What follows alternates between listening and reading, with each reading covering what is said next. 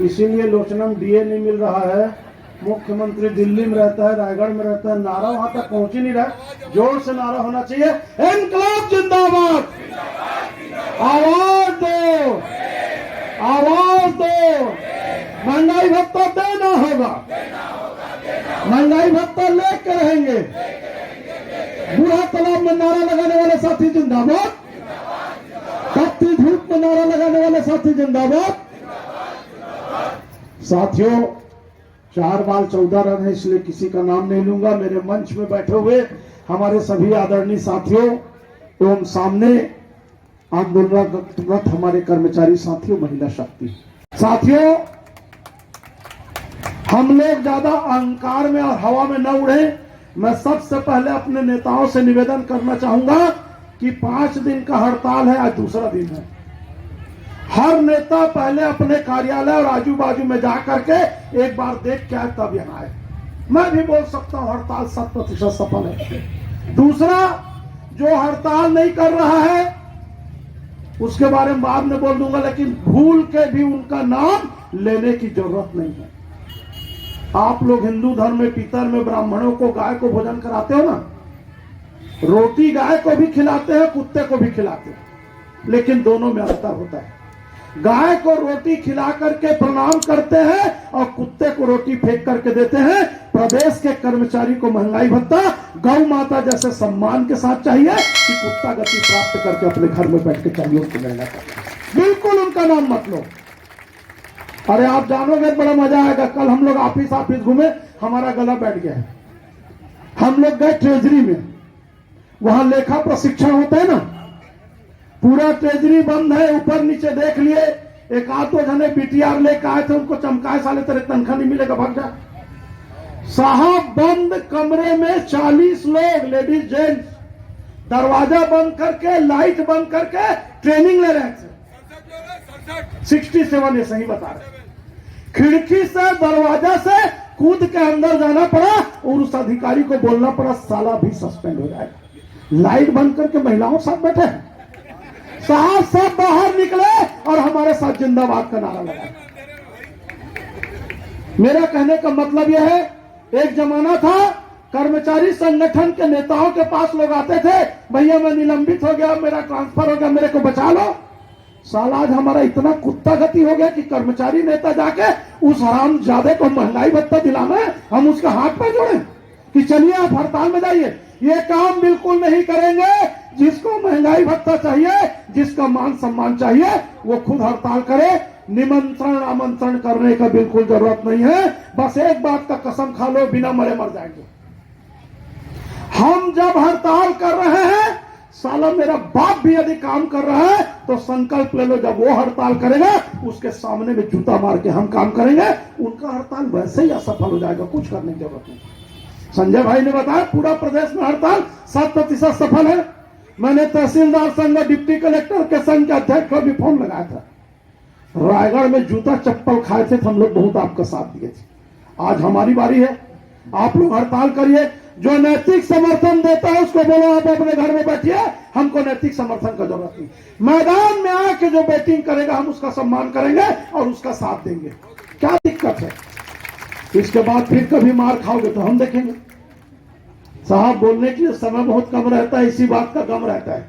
कल कितने लोग जीटीवी का डिबेट देखे? हम लोग थे, सोनी जी, अजय तिवारी, उमेश मुद्रा, बहुत सारे लोग थे। साहब आपका रविंद्र चौबे मंत्री बोलता है अचानक ये लोग हड़ताल कर दिए, हमको पता नहीं है। अरे तेरे चीफ सेक्रेटरी से पूछ ले, 30 मई को ज्ञापन दिए हैं, उसके बाद चर्चा तक नहीं की है। अच्छा हम लोग तो नोटिस दिए। ये जो विधायक लोग थे तुम्हारे रिश्तेदार हैं, उनको कैसे बिना हड़ताल के 60-60 हजार वेतन बढ़ गया? हमारे आईएएस अधिकारी तुम्हारे रिश्तेदार हैं। साहब बकायदा 1 जुलाई 21 से अपना महंगाई भत्ता बढ़ाए, 25 से 28% किए और देय तिथि से नकदी लिए। और हमारी बारी आती है तो वही चीफ सेक्रेटरी जो मंत्री परिषद का पदेन सचिव होता है, विधायकों को बढ़ाने के लिए तो लिख दिए, हमारे बारे में बोलता है पैसा नहीं है। 1 जनवरी 2020 का आपका महंगाई भत्ता 1 मई 2022 को मिला, 28 महीने का पैसा खा गए हम, उसके बाद चुप है। हमारा नाक सुर्पणखा जैसे कट जाना चाहिए। अब पैसा नहीं है, मैं बताऊं, चौथी बार इस बूढ़ा तालाब को 34 करोड़ रुपया खर्च करके ये बूढ़ा तालाब को जींस टॉप पहना करके जवान कर रहे, पैसा कहां से आ जाए। तो साथियों, देना है, इच्छा शक्ति है तो बहुत रास्ते हैं, और नहीं देना है तो उसके बहुत सारे बहाने हैं। ये 2 दिन का भी हड़ताल है। आपको एक गणित बताता हूं, जो लोग जाओगे, जिस स्कूल कार्यालय में चेक करना है उसका मैंने दिमाग में गणित बना दिया। ऑफिस के सामने ताला बंद है, वहां अंदर में काम हो रहा है कि नहीं, दलाल लोग बैठे नहीं उसको जानने के लिए, केवल बाइक देखो कितनी सारी गाड़ी खड़ी, ज्यादा गाड़ी खड़ी है तो हम दरवाजा कूद के कल अंदर चल दिए थे। हम बुलाएंगे नहीं, हमारे से वो आदमी नजर से नजर नहीं मिला सकता। अभी किसी हड़ताल नहीं करने वाले आदमी को हम मंच में बुला लो, ये महिलाओं से नजर नहीं मिला सकेगा। हम लोग तो बहुत बड़ी चीज है, अपने आप में अपने को महसूस करता है कि मेरी जीते जी मृत्यु हो गई। हमारे मुख्यमंत्री जी मेल मुलाकात में जहां देखो वहां जा रहे हैं, क्या समस्या है बता, क्या समस्या है बता।